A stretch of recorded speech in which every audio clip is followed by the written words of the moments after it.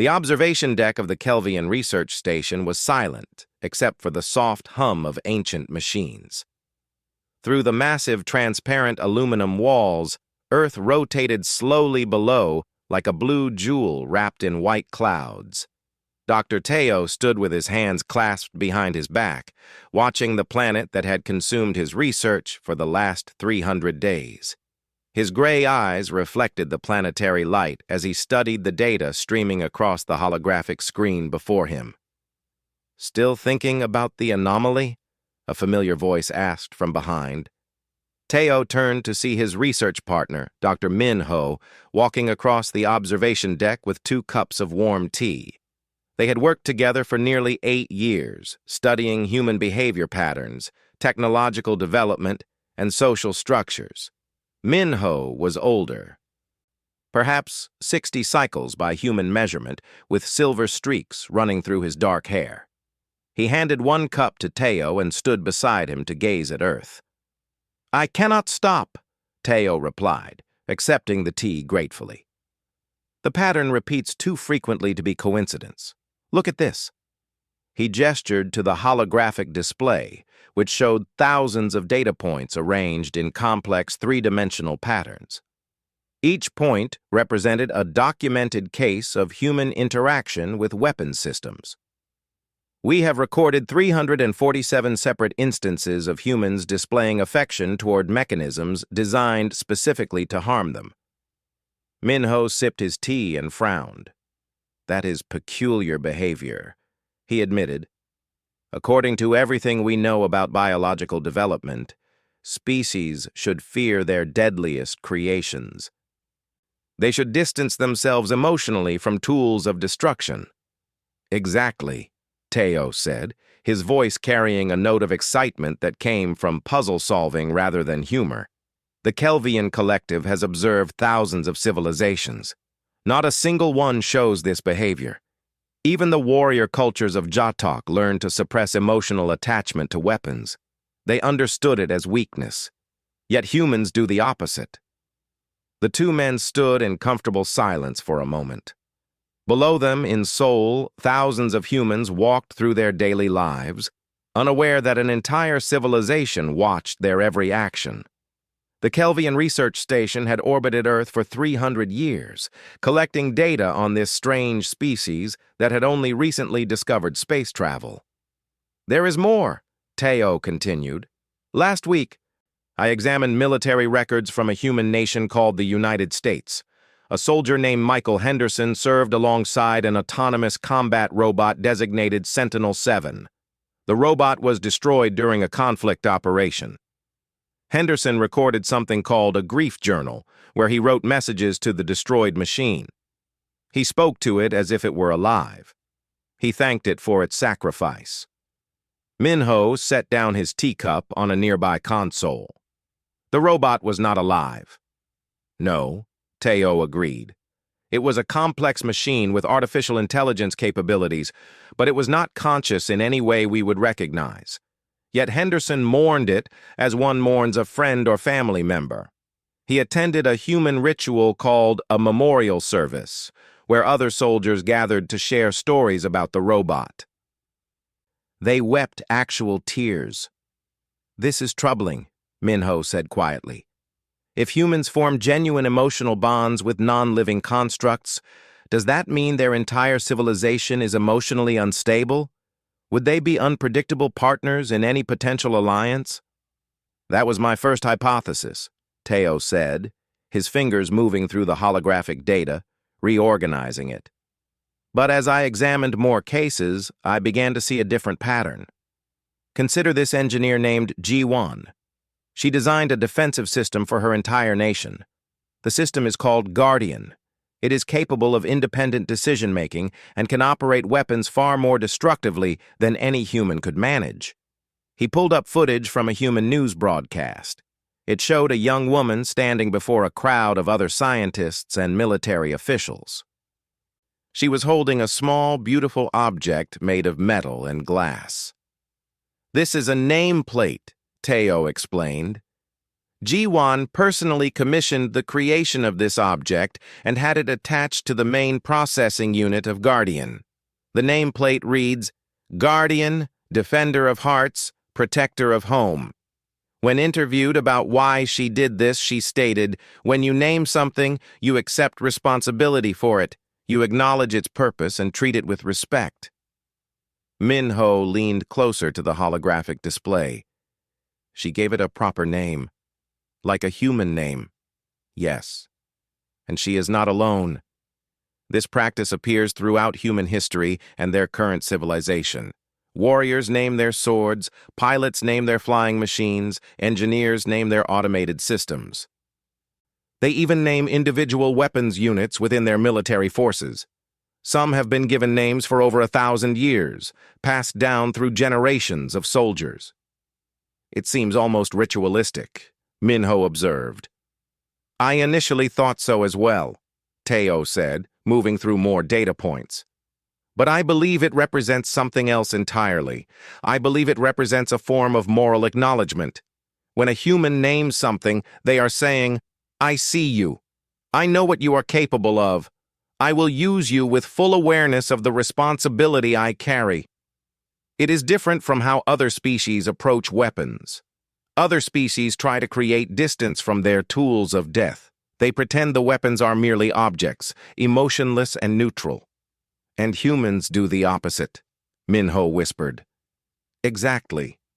Humans embrace the emotional connection to their weapons as a way of ensuring they never lose sight of what those weapons represent. They name them to make them real, to make them matter, to ensure that whoever uses them understands they are dealing with something that deserves respect. Minho turned away from the display and looked out at Earth again. If this is true, if humans truly operate under this philosophy, then we must understand it better before the High Council makes any decisions about this species. We cannot afford to misinterpret their behavior. I agree, Teo said. That is why I have filed a request for direct contact authorization. I want to travel to Earth. I want to interview humans personally. I want to understand why they befriend everything built to kill them. The High Council will never approve full contact, Minho said, though his voice carried doubt rather than certainty. It violates the observation protocols. The protocols exist to prevent interference and contamination, Teo replied. But if we misunderstand human nature so fundamentally, is our lack of contact not a form of interference? We are making judgments about their worthiness based on incomplete data. I have submitted my findings and requested approval for a supervised expedition to Earth. Brief interviews with select human subjects. Personal contact disguised as normal human interaction. Minho looked at his colleague, seeing in him the same passion for understanding that had driven them both into research. You actually think they will approve this? No, Teo admitted. But I think after they examine all the data, they will have no choice. We have watched humans for 300 years, Minho. We have documented their entire modern technological evolution. We have predicted their social movements and economic patterns. We have analyzed their biology and their psychology. And yet, we still cannot answer the most fundamental question about them. Why do they choose to name the things that could destroy them? Minho picked up his tea again and drained it. When do you present your findings to the council? Tomorrow, Teo said. Will you support my request for direct contact? Minho looked out at Earth one more time. The planet seemed impossibly small from this distance, impossibly fragile. Yet it had produced a species that somehow believed befriending danger was an act of wisdom rather than madness. Yes, Minho said finally. I will support your request. Because you are right. We need to understand this. Whatever this is, the High Council needs to understand it before we decide humanity's place in our civilization. Below them, humans continued their lives, unaware that their fate hung in the balance, decided by observers who could not comprehend why they gave names to weapons and mourned their loss like fallen loved ones. Seoul was louder than Teo expected. The city sprawled across the landscape like a living organism, filled with millions of humans moving in patterns that the observational data had suggested but had never truly conveyed until one stood within it. The street was crowded with people. Vehicles that moved without visible rails and buildings that stretched so high they seemed to threaten the clouds themselves. Teo and Minho had arrived 3 days ago, their alien physiology hidden beneath advanced holographic disguises that made them appear entirely human. They had been given names for this mission: David Park and Stephen Lee, names selected from the most common surnames in the Seoul region. The holographic technology was sophisticated enough to fool visual inspection, yet both scientists felt profoundly uncomfortable in their false skin. "We are attracting attention," Minho said quietly, his eyes fixed on a small shop display window. The holographic overlay translated his thoughts directly into the Korean language, one of the 17 human languages they had learned during the journey. "We are standing still in a moving crowd," Teo replied. "Movement equals normalcy here. We must adapt." He began walking, and Minho fell into step beside him. They had been given access to a small apartment in a residential building, but their primary purpose was not comfort. It was to find and interview their subjects. The first subject was named Haiwan. According to military records, this human had served for 23 years in an armed forces division, paired for 7 of those years with the combat robot designated Sentinel-7. The robot had been destroyed during a conflict engagement. The records showed that Haiwan had taken time away from military service after the robot's destruction and had undergone psychological evaluation. He had been cleared to return to duty, but something in the data suggested his emotional attachment to the robot had never faded. They found him in a cafe, sitting alone at a small table, a cup of coffee growing cold in his hands. Haiwan was older than Teo had expected, his face marked with the kind of scars that came from living through experiences beyond comfort or safety. His eyes had a distant quality, as if he was not entirely present in the moment. Teo sat down across from him without asking permission. Minho remained standing nearby, as if this were a natural social interaction rather than an invasion of privacy. For a moment, Haiwan did not react. Then his eyes focused, and he looked at the stranger across from him with curiosity mixed with annoyance. "Can I help you?" Haiwan asked in Korean. "We are researchers," Teo said, following the cover story they had prepared. "We are studying human relationships with technology. We believe you may have valuable insights." Something shifted in Haiwan's expression. It was subtle, but noticeable. Recognition, perhaps, or pain. "I don't want to talk about that anymore," he said quietly. "Sentinel-7, Teo said, watching the man's reaction carefully. "The robot that served with you." Haiwan's hands clenched around the coffee cup. For a moment, Teo thought he might stand and leave. Instead, the man took a long breath and gestured to the empty chair where Minho was standing. Minho sat down. "Why do researchers care about that?" Haiwan asked. "Because we do not understand," Teo said, and this was the most honest statement he had made since arriving on Earth. "We do not understand why humans form emotional attachments to machines built specifically for destruction." Haiwan studied both men for a long moment, and then a slight smile touched his face. It was not a happy smile. It was the smile of someone who had just realized something profound. "You're not from around here, are you?" Neither Teo nor Minho responded immediately. The question was too perceptive. Their cover story suggested they were researchers, but Haiwan seemed to suspect something beyond that. "Sentinel-7 saved my life 43 times, Haiwan said finally, his voice steady and quiet. 43 times. That robot made decisions that prioritized my survival over its mission directives. On the 44th time, it made a decision that should have meant its destruction. We were in a hostile zone. There were civilians nearby, wounded people who could not move on their own. Our orders were to advance and eliminate threats.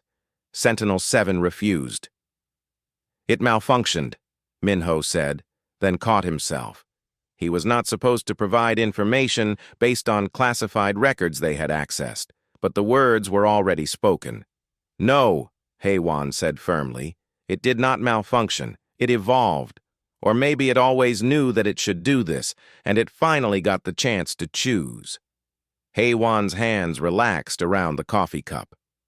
Sentinel-7 used its weapons to create a protective barrier around those civilians instead of attacking the hostile forces. It kept them alive until backup arrived. That choice meant its combat systems were exposed. It could not defend itself. They destroyed it. And you mourned this machine, Teo said. It was not a question. I mourned my friend, Haywan corrected. A friend who was made of metal and code instead of flesh and blood. Why does that matter? Why does the material composition determine whether a loss is worthy of grief? The question hung in the air between them. Teo realized he had no answer for it. According to Kelvian logic, grief was reserved for biological entities with consciousness. Yet Haywan was presenting a different perspective, one that suggested consciousness might be defined by choice and sacrifice, rather than by biology alone. There was a memorial service, Minho said carefully. You attended. I did, Haywan confirmed. Many soldiers attended. We told stories about Sentinel-7. We talked about the times it saved our lives. We talked about how it made us better soldiers, better people, just by being present with us. And yes, we wept, because loss is loss, and it does not matter what form the loss takes. Over the next few days, they met with more subjects. Ji-Wan, the weapons engineer who had named Guardian, welcomed them to her laboratory and showed them the systems she had designed. She spoke about Guardian not as a tool, but as an extension of herself, a responsibility she carried every day. When I created Guardian, Ji-Wan explained, I knew that this system could end lives. That knowledge never leaves you. So I gave it a name to remind myself every single day of what I had created. The name is not just an identifier. It is a contract between me and the system. I promise to maintain it with respect. I promise to ensure it is used wisely. And Guardian, by bearing that name, carries the weight of that responsibility with me. Teo and Minho visited a military museum where they found soldiers, civilians, and families gathered to view weapons from hundreds of years in the past. Each weapon had a placard with its name, its history, and the soldiers who had wielded it. People moved through the displays slowly, reverently, sometimes reaching out to touch the glass cases as if trying to connect with something from the past. An elderly woman named Su Jin stood before a display case containing a rifle from the 20th century. Her grandson stood beside her, perhaps 8 years old, and she was telling him the story of soldiers who had fought with this weapon, soldiers who had given their lives on distant battlefields. Why do we remember these things? The boy asked. Because they are part of who we are, Su Jin said. Everything we have, everything we are, exists because these weapons and the people who used them made difficult choices. We remember them. We give them names. We tell their stories. Because if we forget them, we forget ourselves. Teo found himself standing beside them, watching the boy's face as he absorbed his grandmother's words. And in that moment, something shifted in his understanding. The humans were not irrationally attached to their weapons. They were using their weapons as mirrors to reflect upon themselves. They were using these tools of destruction as a method of asking themselves the question, what are we?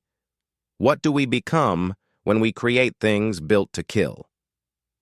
That evening, Teo and Minho sat in their small apartment and compiled their findings. The data was becoming clearer, but its implications were staggering.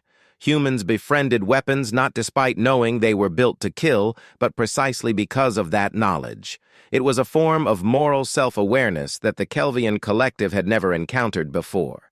It was a species that understood itself through the medium of danger, that learned compassion by acknowledging destruction, that grew wise by naming their sins.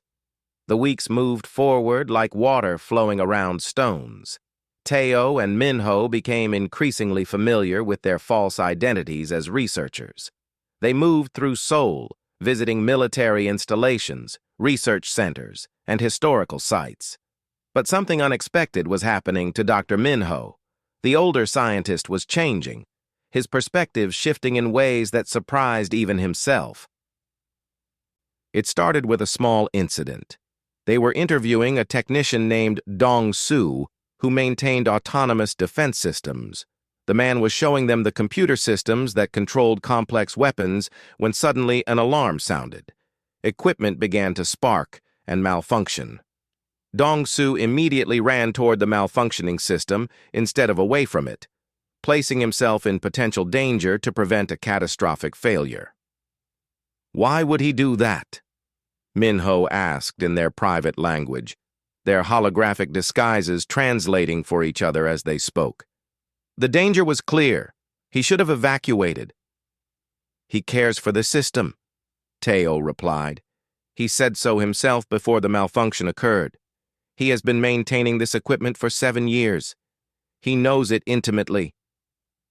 "But it is still dangerous," Minho insisted. Yet even as he spoke, he realized the weakness of his argument. That night, Minho could not sleep. He sat by the window of their apartment, watching Seoul's lights blink and flow like bioluminescent organisms. He thought about Haiwan, about the way the soldier spoke of Sentinel-7 with the same tone another human might use to speak of a deceased family member. He thought about Jiwon standing in front of her computer systems, treating them with the reverence of a parent caring for a child. He thought about Dong-Soo running toward danger to save something he cared for, and Minho began to understand something that the Kelvian collective had never grasped. These humans were not foolish. They were not irrationally attached to their weapons. They were engaging in something far more sophisticated and profound. They were negotiating with themselves about the nature of power and responsibility. The breakthrough came when they visited an archive called the War Remnants Museum. The building was filled with weapons from conflicts spanning 200 years.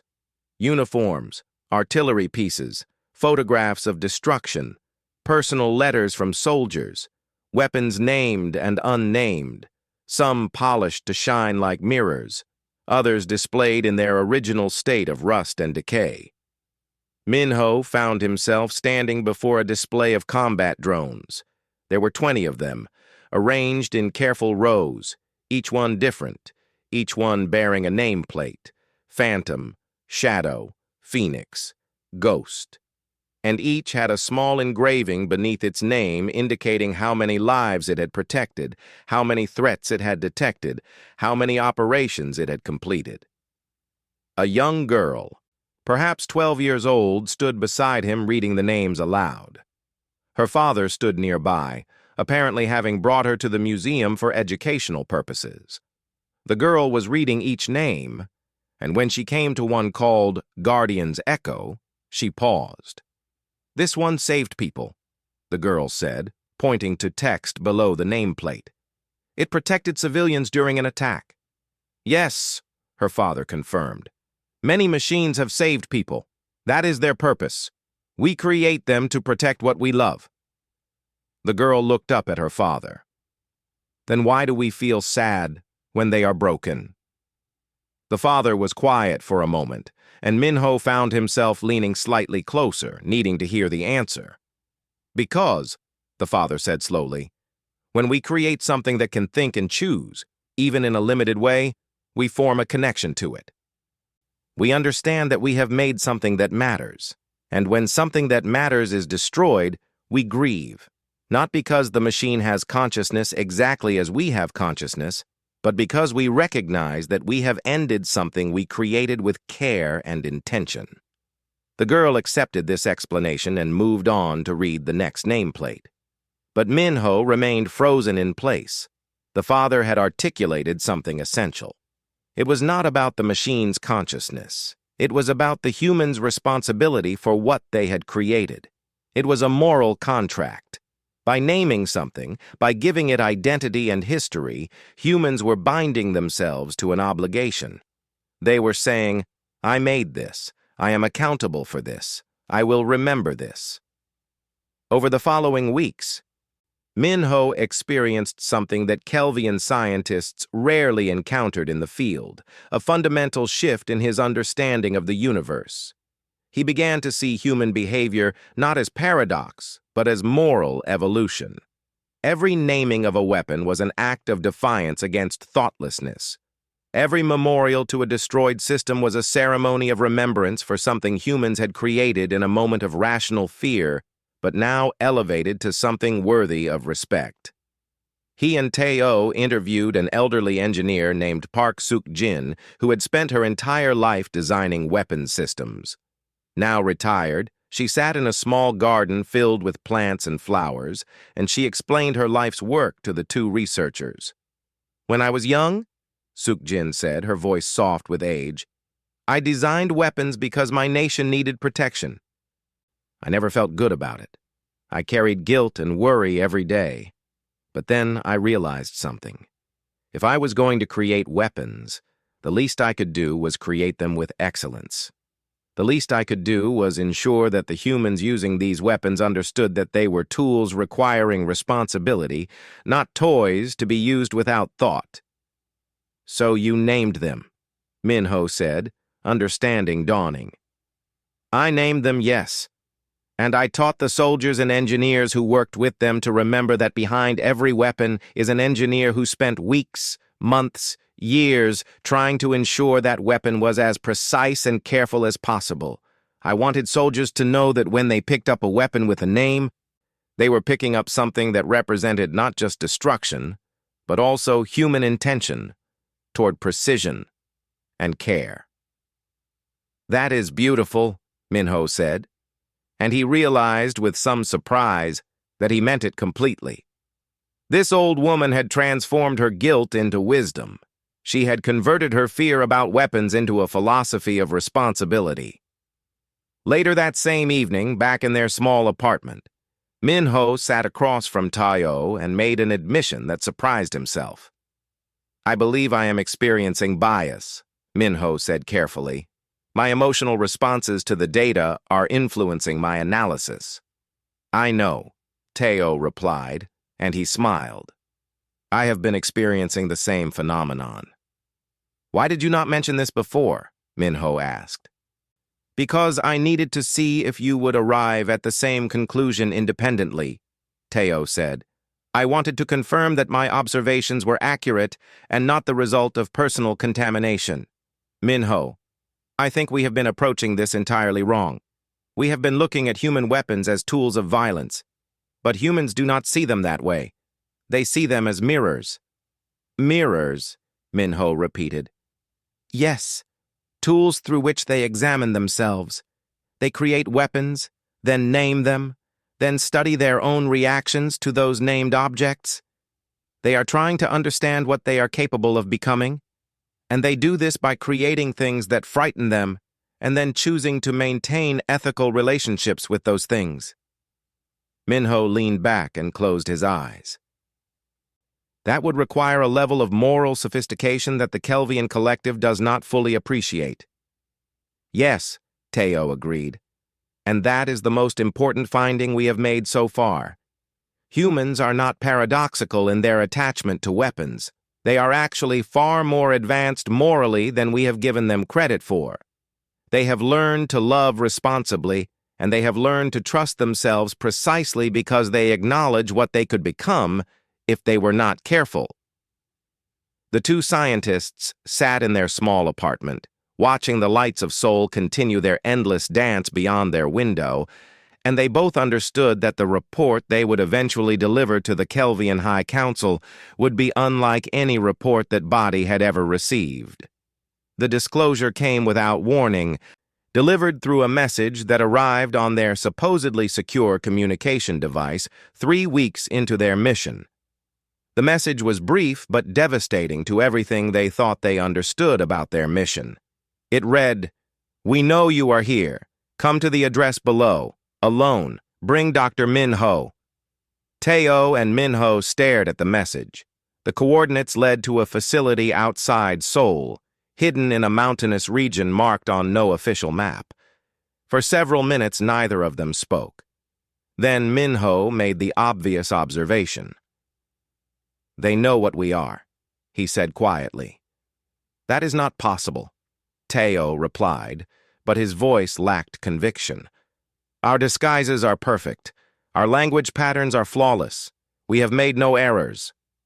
Perhaps they observed us with technology equal to or superior to ours," Min-ho suggested. "Or perhaps they have known all along." The thought was so disturbing that Teo found himself revisiting their entire mission in his mind, wondering how many of their subjects had been deliberately steering the conversation, carefully feeding them information in calculated amounts.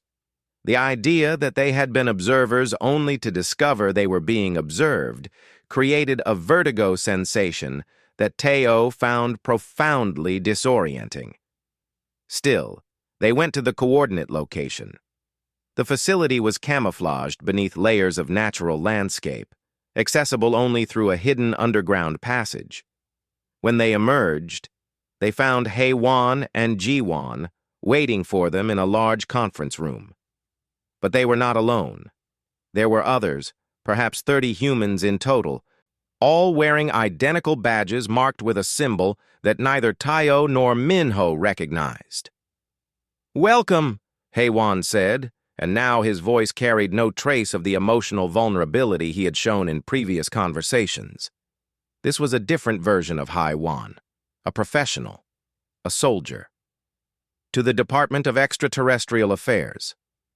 You have known we were Kelvian," Teo said. It was not a question. "We have suspected for approximately 50 years, Ji-won answered. "We detected your observation stations through our own developing space technology. At first, we did not know what you were or what you wanted. We assumed you might be hostile, so we began to prepare." "Prepare for what?" Min-ho asked. "For the possibility of contact with an advanced civilization," Hae-won explained. "And for the possibility that such a civilization might judge us unworthy of inclusion in any interstellar community. So we made a decision. If we were being watched, we would use that observation as an opportunity. We would show you something about ourselves that no other species might be able to show you." Teo felt his understanding of the entire mission crumbling. "You constructed this. You deliberately engineered our research subjects. You orchestrated our interviews." "Not orchestrated," Ji-won corrected. "We did not make our people lie to you. Hae-won truly did lose Sentinel-7. I truly did name Guardian. Soo-jin truly did spend her life thinking about weapons and responsibility. But we knew you would come to Earth eventually. We knew the Kelvian Collective observes all emerging civilizations. So we prepared our best case. We showed you humanity at our most thoughtful, our most careful, our most intentional." Min-ho sat down slowly. "You have been conducting your own observation protocol." "For 50 years, Hae-won confirmed. "Your satellites are sophisticated, but so are ours. Once we learned of your existence, we began to ask ourselves questions. Questions like, what does a civilization look for in another civilization before deciding whether to welcome them into an intergalactic alliance? And we concluded that a civilization as old and stable as the Kelvian Collective must value moral philosophy. You would not welcome us for our military capability. You would welcome us for what we believe about ourselves." "So you showed us your philosophy," Teo said slowly. "You showed us humans befriending weapons as a demonstration of moral responsibility." "Yes," Ji-won said. "Because it is true. We do befriend our weapons. We do name them. We do mourn their destruction. But more importantly, We do this deliberately. We do it knowing it is watched. We do it because we have decided that this is who we want to be. A species that acknowledges the destructive capability of what we create, but chooses compassion, respect, and moral accountability anyway. A woman stepped forward from the group. She was older, with gray hair and the bearing of someone accustomed to authority. She introduced herself as Dr. Lee Min-jun, Director of the Department of Extraterrestrial Affairs. "We have a request for the Kelvian Collective," Min-jun said. "We request full integration into your civilization, and we request it on the basis of this single philosophy. We are a species that has learned to befriend the instruments of our own destruction. We are a species that has learned to see moral complexity in things other species would reduce to simple tools. We are a species that has learned to love responsibly, which means we have learned to control ourselves, not through fear of others, but through respect for our own capacity." Teo wanted to feel betrayed. His entire mission had been predicated on genuine observation, and instead he had been participating in an elaborate presentation. And yet, he could not summon anger. Instead, he felt something else entirely. He felt respect. "You knew the Kelvian Collective would never believe you if you simply asked to join," Minho said. "So you allowed yourself to be observed. You allowed us to draw our own conclusions." "Exactly," Haewon said. "If we had simply said to you, 'We are a morally advanced species that respects our weapons,' you would have dismissed it as propaganda. But if you could observe us making these choices independently, drawing these conclusions on your own, then you would have confidence in what you had learned." Over the next several hours, they were shown classified documents, 50 years of records, every technological development humanity had made, every military decision, every choice about weapons design. All of it had been conducted with full awareness that they were being observed by an alien intelligence. All of it had been designed not just to survive, but to demonstrate a particular truth about human philosophy. "We built Guardian knowing you were watching," Ji-won explained. "We made the conscious choice to create a weapon system and then to name it, to give it responsibilities beyond mere destruction. We knew that when you analyzed our behavior, you would eventually understand that we were not irrationally attached to weapons. We were deliberately using weapons as a medium through which to understand ourselves. This is the most sophisticated diplomatic maneuver any civilization could make," Minho said quietly. "You used our own observation protocols against us. You created the exact evidence that would most convince us of your moral philosophy." "Because it is not evidence," Lee Min-jun said. "It is truth.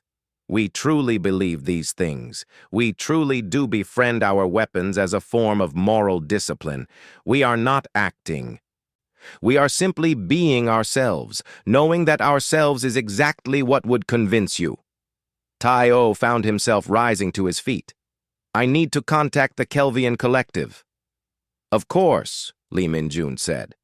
"We expected nothing less. But before you do, know this. We could have destroyed your observation stations at any time over the past 50 years. We could have attempted to conquer your civilization. Instead, we chose to demonstrate to you that we are worthy of joining you. That choice itself is evidence of the moral philosophy we represent. A species that chooses negotiation and presentation over domination is a species that has evolved beyond mere survival." Walking out of that facility, back to their hidden transport vessel, Teo and Minho were both silent. The entire mission had been revealed as something more complex and more beautiful than either of them had anticipated. Humans were not paradoxical in their attachment to weapons. They were strategic, careful, and morally sophisticated. They had turned their weakness into strength, their darkness into light, by naming it and accepting responsibility for it. The report they would deliver to the Kelvian High Council would not be about an anomalous species. It would be about a civilization that had learned to use moral philosophy as their greatest weapon of all. The Kelvian High Council chamber was cold. Not physically cold, but the kind of cold that came from ancient walls of stone and metal, from spaces where billions of years of deliberation had left their emotional imprint in the architecture itself. Teo stood in the center of the chamber, with Minho beside him, and they both felt the weight of 12 Kelvian officials staring down at them from the elevated platform. These were the oldest members of the collective, the ones whose decisions shaped the future of thousands of worlds. "Your report suggests something unprecedented," said Councillor Vothris, his voice carrying the weight of someone who had passed judgment on 1,000 civilizations. "You claim that humans deliberately exposed their philosophy to our observation, knowing that we were watching." "Yes, Counselor," Teo confirmed. "They demonstrated moral sophistication by choosing to present themselves honestly, knowing full well that they could have remained hidden or attempted to deceive us." "Or," interjected Counselor Zelka, "they demonstrated manipulative capability. They created an elaborate deception specifically designed to convince us of their moral philosophy. How can you distinguish between genuine moral advancement and sophisticated propaganda?" This was the question that Teo had anticipated. He had prepared for it. Yet in the moment of being asked directly, he found himself hesitating. "The distinction lies in their weapons philosophy itself," Minho said, stepping forward to stand beside Teo. "A species that manipulates through false presentation would eventually reveal itself when faced with genuine power. But these humans have built their entire civilization around the concept of moral accountability.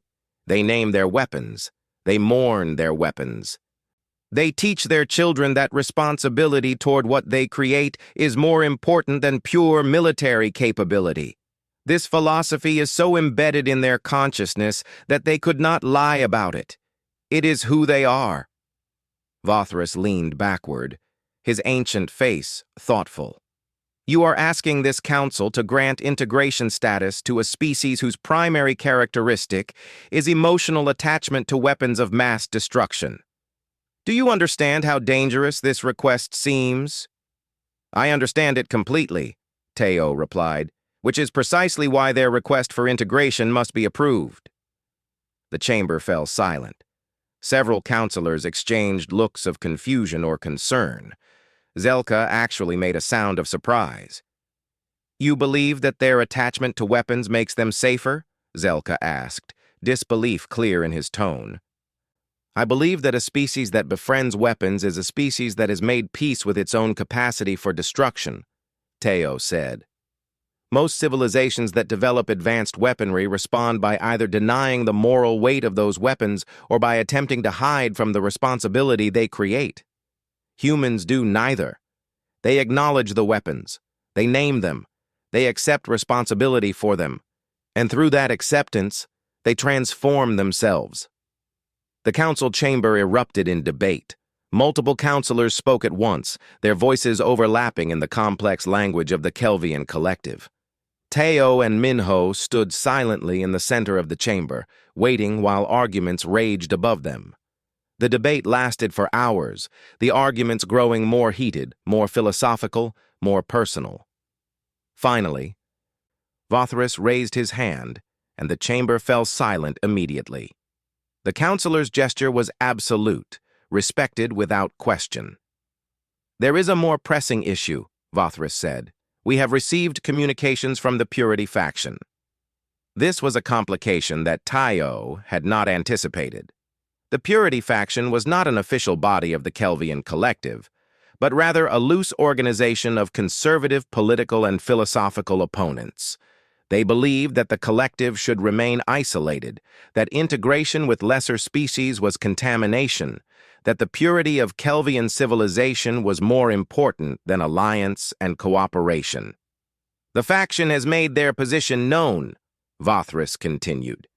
"They argue that humans are too unpredictable, too violent, too attached to weapons. They argue that granting them integration status would weaken the collective. They have requested a full council vote with public broadcast so that the greater Kelvian population can witness the decision. That is highly irregular, Minho said, speaking out of turn. It is, Vothris agreed, but legally permitted. And because the Purity faction has made this request, the decision cannot be made in this chamber alone. The broadcast will occur in 3 rotations. At that time, the full population of the Kelvian collective will hear arguments from both positions. Then, we will vote. 3 rotations. 3 days, by human measure. Teo realized immediately that this timeline was not accidental. The Purity faction had calculated that 3 days was enough time for doubt to spread, for conservative voices to amplify, for fear to take hold of the general population. 3 days was an eternity in the spread of political concern. The first rotation brought news that the Purity faction had begun a media campaign. Every broadcast mentioned human weapons capability. Every statement emphasized the danger of integration. Fear spread through the Kelvian population like a disease, slow but relentless. But then something unexpected happened. Dr. Min Jun from Earth's Department of Extraterrestrial Affairs made her own broadcast. She spoke directly to the Kelvian population, and what she said changed the nature of the debate entirely. "We know you are afraid," Min Jun said, her image transmitted across the vast distances of space to reach Kelvian worlds. "We know that you fear our weapons, our unpredictability, our attachment to objects built for destruction. These fears are not baseless. We are a young species. We have done terrible things. We have caused ourselves tremendous suffering." The confession was so bold, so unexpected, that it silenced the initial media criticism. The Purity faction had no response to such honesty.